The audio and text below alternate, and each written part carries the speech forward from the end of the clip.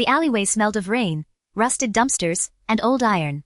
Jack wiped his blade on the sleeve of the target's coat. Unfortunate, but the man had broken the syndicate's cardinal rule by skimming from the boss.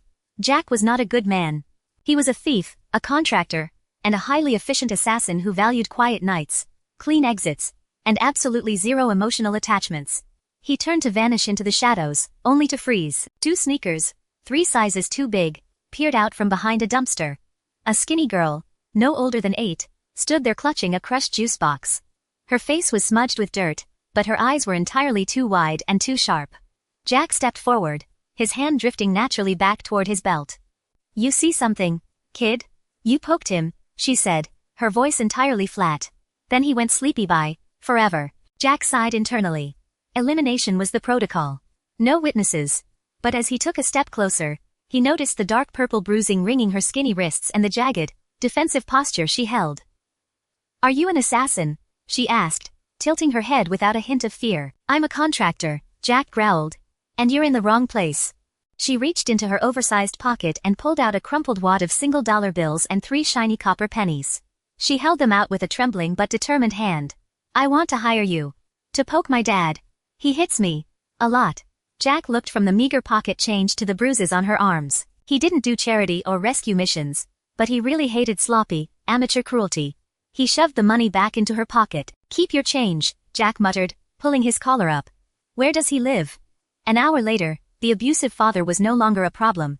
Jack had fully intended to leave the girl at an orphanage, but when he turned around at his safe house door, she was still right there, trailing 3 paces behind him like a stubborn stray kitten. "You can't stay here," Jack said. "I can clean knives," she countered.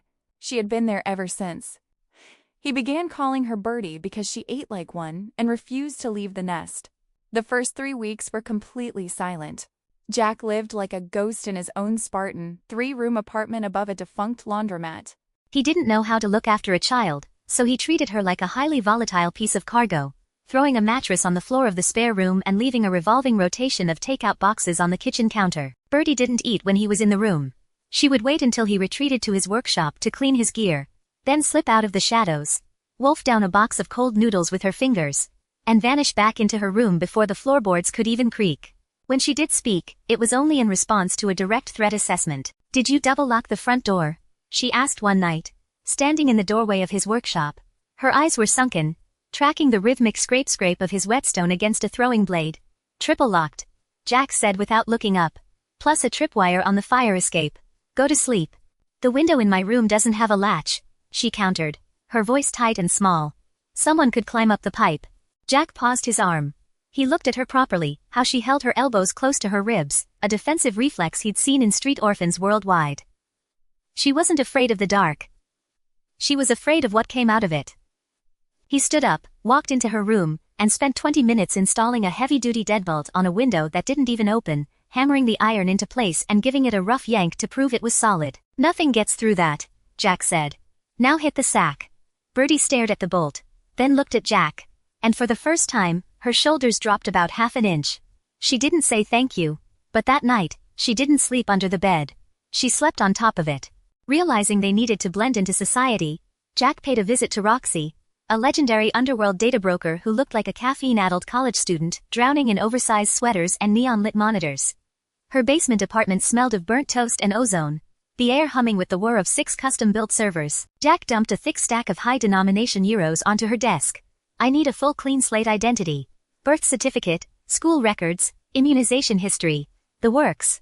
Roxy spun her chair around, her sharp eyes darting from the cash to the skinny girl currently hiding behind Jack's trench coat like a suspicious meerkat. She leaned down to get on Birdie's eye level. "Hi there, I'm Roxy. I make people disappear for a living." "Birdie," the girl muttered, refusing to budge from behind Jack's leg, though she kept a keen eye on the blinking server lights. Roxy looked up at Jack with an amused softened smirk. "She's got your temper, Jackie. Fine. But a full identity forgery doesn't just happen overnight. I need to anchor her to someone. If a random kid pops up in the school system, the ministry will flag it in a week.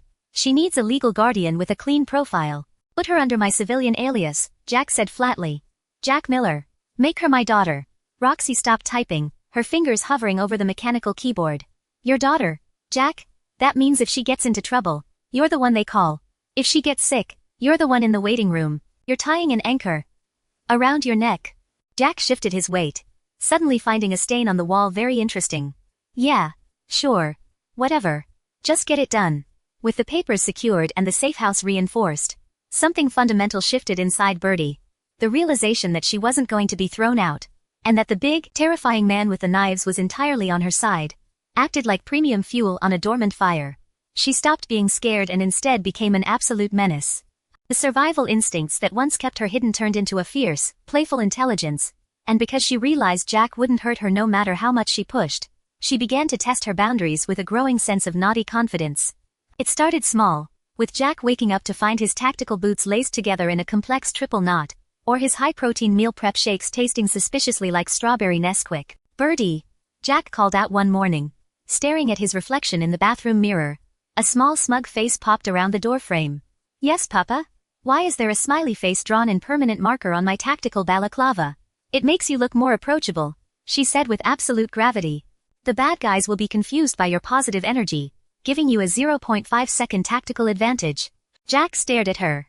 He wanted to be angry or lecture her on professional discipline, but looking at the slight, healthy flush in her cheeks and the wicked spark in her eyes, he just sighed and pulled the ruined mask over his head. Go get your shoes on. We're going to the grocery store. She didn't just walk to the car anymore. She skipped, occasionally trying to see if she could pick Jack's pocket for his car keys. She never succeeded, but the fact that she kept trying, and that Jack let her get close enough to try, was their own unspoken language of trust. Still, navigating the social hierarchy of St. Jude's Primary School for Girls proved to be a tactical nightmare for a professional assassin. To maintain their cover, Jack had enrolled Birdie, but he soon found himself sitting awkwardly in a tiny wooden chair meant for a 7-year-old, wearing a slightly too tight tweed jacket to look the part of a respectable consultant during a midterm evaluation. The teacher, Miss Gable, looked over her spectacles. Mr. Jack, we have some concerns about Birdie's assimilation. Is she failing math? Jack asked, his posture rigid. No. Her mathematics are excellent, especially when calculating trajectories and velocities. Oddly enough, Miss Gable said, rubbing her temples. It's her social interactions. Last week, a boy tried to pull her pigtails. Birdie didn't cry. Instead, she calmly explained 3 different ways to break a thumb using only a ruler. Jack cleared his throat, making a mental note to stop practicing close-quarters combat forms in the living room. She has an active imagination. And yesterday, Miss Gable continued, during show and tell, she brought a lock-picking tension wrench and demonstrated how to open the staff room supply closet in under 4 seconds. Where did she even get that? From the back of the classroom, Birdie gave Jack a subtle, 2-finger salute, solving the mystery of where his backup set had gone. She watches a lot of educational television, Jack lied, sweating more than he did when dodging laser grids. I'll speak to her. That evening, Jack sat Birdie down at the kitchen table, placing a heavy tactical flashlight between them. We need to talk about school. You're supposed to be a regular kid. That means you can't go around threatening to break thumbs or picking school locks. Birdie slumped in her chair, kicking her legs defensively. The boy was being mean. I was just defending myself. Jack leaned forward, his expression stern but his voice carrying a strange, paternal weight. I'm not telling you not to defend yourself. But a real professional doesn't show their teeth unless they mean to bite. Violence is a tool, Birdie. It's a weapon you keep concealed until there is absolutely no other choice. By showing everyone what you can do, you're throwing away your tactical advantage. You're making yourself a target. Birdie looked up, her rebellious look fading into quiet contemplation. So I'm supposed to just let people push me around? No. Jack shook his head. But you need to learn when to be violent. Let them think you're soft until the moment it actually matters. A hidden blade is always the most dangerous. Birdie stared at the flashlight, processing the advice, before a slow, wicked grin spread across her face. So, I should just smile and pick their pockets instead. Jack rubbed his temples, realizing he had merely redirected her mischief rather than stopping it. Just eat your dinner. The transition to a civilian life hit another massive speed bump 2 months later. Birdie came home, dropped her backpack on the floor, and sat on the kitchen counter, staring intensely at her sneakers. What's wrong? Jack asked, cleaning a disassembled Glock at the kitchen table. Did someone touch you? Give me a name. No. Birdie sighed, kicking her legs against the cabinets. It's Sally's birthday party is next week. They're doing a spa day, makeup and hair stuff, and dresses. Papa, I don't know how to do any of that. If someone asks me about lip gloss, I'm going to tell them it's a good emergency lubricant for a jammed firing pin. I don't know how to be a girl. Jack froze, looking at the gun components in his hands and realizing he had absolutely no data on how to be a girl. He picked up his burner phone and dialed Roxy, who arrived an hour later carrying a massive, glittering pink vanity case and a box of donuts. "All right, boys, out of the room," Roxy ordered, shooing Jack toward the balcony. "This is official business." Jack stood out on the fire escape in the cool evening air, smoking a rare cigarette while watching them through the glass. Inside, Roxy set up a mirror and patiently showed Birdie how to braid hair, applying a ridiculous streak of blue glitter eyeshadow to her own face just to make the girl laugh. "Look, Papa, I'm a civilian," she cheered, spinning around. "You look great, Birdie," Jack said, his voice softer than it had ever been. "Go pack your bag for tomorrow." As Birdie scampered off, Roxy leaned against the doorframe, crossing her arms. "She's a sweet kid, Jack. You're doing a good job." "I'm just keeping her alive," Jack said, looking down at his boots. "No, you're giving her a life," Roxy corrected gently. She stepped closer, her shoulder brushing his arm. "And hey, if you ever need help with the dad stuff again, you have my number. And it doesn't always have to be a business call." Jack cleared his throat, a faint flush creeping up his neck. "Yeah, I might do that. Thanks, Rox. Don't get mushy on me, Miller," she laughed, tapping his chest before grabbing her jacket. "See you around, family man." As the door clicked shut, Birdie walked back into the living room with a half-eaten donut, looking between Jack and the door with a massive grin. "What?" Jack defensively snapped. "Nothing," Birdie smirked, taking a massive bite of her donut. "Just thinking that Roxy would make a really good tactical advisor for the family."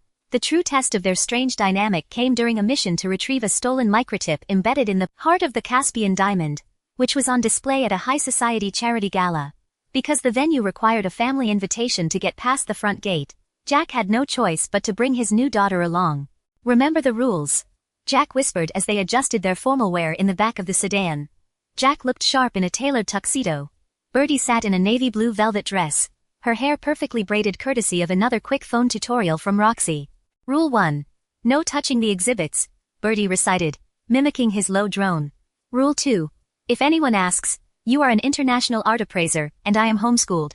Rule 3. If the lights go out, drop to the floor and look for the green exit sign. "Good, let's go." The gala was blindingly bright, filled with champagne flutes and wealthy socialites.